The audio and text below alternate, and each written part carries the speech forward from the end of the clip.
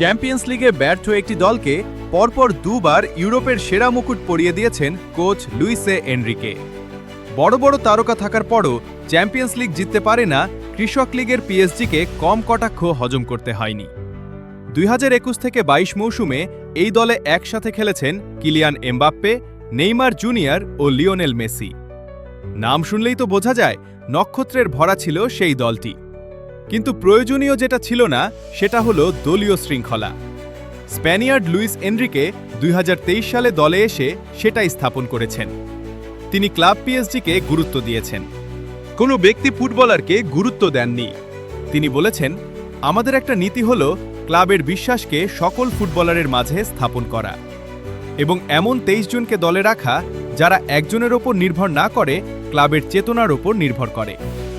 পিএসজির ফুটবলারদেরও অগাধ বিশ্বাস রয়েছে কোচের ওপর। তারাও কোচের অনুভূতির প্রতি শ্রদ্ধাশীল। আশরাফ হাকিমি বলেছেন, ক্লাব কোচের গলাই সবচেয়ে উঁচু। আমরা তাকে অনুসরণ করি এবং বিশ্বাস করি। একেবারে প্রথম দিন থেকে তিনি আমাদেরকে বলেছেন, ব্যক্তির চেয়ে ক্লাব বড়। আমাদের বন্ধন শুধু দল হিসেবে নয়, বরং পরিবার হিসেবেও। পিএসজির এই দল হিসেবে প্রতিষ্ঠা পাওয়ার নীতি দলটিকে ইউরোপ সেরা বানিয়েছে। বিভিন্ন ক্লাব থেকে দল অনুগত ফুটবলারদের সংগ্রহ করেছেন। ওসমান ডেম্বেলে 2023 সালে পিএসজিতে যোগ দিয়েছেন।